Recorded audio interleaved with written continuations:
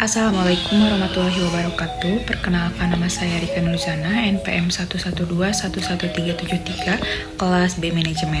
Di sini saya akan mempresentasikan materi tentang kerangka tata kelola perusahaan. Materi yang pertama di sini mengenai pengertian dasar tata kelola. Tata kelola perusahaan adalah sistem aturan, praktik, dan proses yang mengarahkan dan mengendalikan perusahaan. Tata kelola perusahaan pada dasarnya melibatkan penyeimbangan kepentingan banyak pemangku kepentingan perusahaan yang dapat mencakup pemegang saham, manajemen senior, pelanggan, pemasok, pemberi pinjaman, pemerintah, dan komunitas. Dengan demikian, tata kelola perusahaan mencakup hampir semua bidang manajemen, mulai dari rencana tindakan dan pengendalian internal hingga pengukuran kinerja dan pengungkapan perusahaan. Lalu selanjutnya struktur tata kelola perusahaan, diantaranya yang pertama rapat umum pemegang saham. Kewenangan rapat umum pemegang saham antara lain mengangkat dan memberhentikan anggota Dewan Komisaris dan Direksi, mengevaluasi kinerja Dewan Komisaris dan Direksi, menyetujui perubahan anggaran, menyetujui laporan tahunan, serta menetapkan bentuk dan besaran remunerasi bagi anggota Dewan Komisaris dan Direksi. Lalu di bawah rapat umum pemegang saham terdapat Dewan Komisaris. Dewan Komisaris adalah organ perusahaan yang terdiri dari wakil-wakil pemegang saham untuk menjalankan fungsi pengawasan atas pelaksanaan kebijakan dan strategi perusahaan oleh direksi. Lalu ada komite audit. Tugas utama komite audit adalah mendorong penerapan tata kelola perusahaan yang baik, pembentukan struktur pengendalian internal yang baik, peningkatan kualitas transparansi dan laporan keuangan, serta mengkaji ruang lingkup akurasi, independensi, dan objektivitas akuntansi publik. Lalu selanjutnya ada komite nominasi dan remunerasi. Pembentukan komite nominasi dan remunerasi merupakan bagian yang tidak terpisahkan dari upaya perseroan untuk menerapkan prinsip-prinsip tata kelola perusahaan yang baik. Nah, lalu di bawahnya itu ada direksi. Tanggung jawab direksi itu meliputi melakukan pengawasan internal secara efektif dan efisien, memantau risiko dan mengelolanya, menjaga lingkungan kerja yang kondusif untuk meningkatkan produktivitas dan profesionalisme. Nah, lalu di bawah direksi itu ada sekretaris perusahaan. Sekretaris yang bertugas sebagai penghubung antara perusahaan dengan pelaksana perusahaan dan pemangku kepentingan. Nah, lalu ada unit audit internal.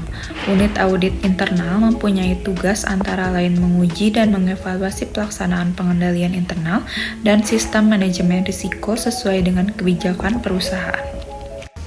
Lalu yang terakhir ada auditor independen. Dengan mengacu pada peraturan otoritas jasa keuangan atau OJK. Nah, lalu selanjutnya mengenai fungsi tata kelola. Struktur tata kelola diciptakan untuk melakukan fungsi-fungsi yang jika dikerjakan secara integrasi akan menghasilkan sistem pertanggungjawaban yang baik dari perusahaan kepada stakeholder. Zabiullah menyebutkan ada 7 fungsi tata kelola perusahaan. Ketujuh fungsi tersebut menghasilkan pembagian kekuasaan yang seimbang antara lembaga institusi yang termasuk dalam struktur tata kelola perusahaan. Yang pertama itu ada fungsi pengawasan, dibuat untuk menciptakan sistem monitoring atas jalannya kepengurusan yang dilakukan direksi. Yang kedua, fungsi kepengurusan bertanggung jawab terhadap kinerja perusahaan, terutama dalam kaitan tujuan perusahaan, yaitu menciptakan nilai bagi pemegang saham dan proteksi kepentingan bagi stakeholder lainnya. Yang ketiga itu ada fungsi kepatuhan, berkenaan dengan ketentuan, peraturan perundang-undangan yang dikeluarkan oleh pihak otoritas atau institut lain yang diberikan wewenang. Untuk itu, tata kelola perusahaan harus memastikan kepatuhan perusahaan terhadap ketentuan tersebut. 4. Fungsi audit internal. Tugas utama audit internal itu yaitu memastikan adanya kepatuhan terhadap kebijakan dan prosedur yang ditetapkan oleh perusahaan. Yang kelima ada fungsi audit eksternal. Fungsi ini berkaitan dengan kewajiban laporan keuangan yang harus dipenuhi oleh perusahaan. Yang keenam, fungsi monitoring. Penunjukan akuntan publik menjadi wewenang pemegang saham dalam rapat umum pemegang saham. Wewenang ini didasarkan atas prinsip bahwa audit laporan keuangan oleh akuntan publik merupakan salah satu alat monitoring dalam hubungan keagenan antara pemegang saham dan manajemen. Fungsi kepenasihatan, mengurangi skandal perusahaan, dan menaikkan reputasi perusahaan. Nah, lalu yang selanjutnya ada mekanisme tata kelola perusahaan. Tujuan dari mekanisme tata kelola yaitu menghasilkan sistem pertanggungjawaban keuangan yang memadai dari perusahaan kepala stakeholder. Mekanisme tata kelola yang berasal dari dalam dan dari luar perusahaan dan dari pemerintah harus dirancang sedemikian rupa sehingga tercapai keseimbangan kekuatan antara pihak yang menangani tata kelola. Nah, lalu ada sasaran dan tujuan tata kelola.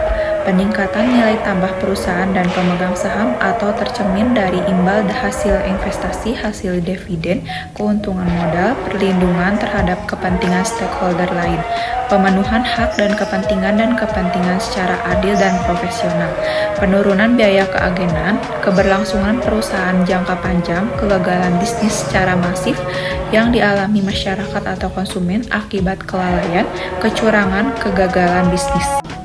Nah, lalu selanjutnya ada prinsip OECD. Prinsip OECD mengembangkan prinsip-prinsip corporate governance sejak tahun 1998. Prinsip-prinsip corporate governance dari OECD pertama kali diluncurkan pada tahun 1999 dan menjadi acuan utama dalam penelusuran kode corporate governance bagi negara-negara di seluruh dunia. Demikian yang dapat saya sampaikan, semoga bermanfaat. Wabillahi taufiq wal hidayah. Wassalamualaikum warahmatullahi wabarakatuh.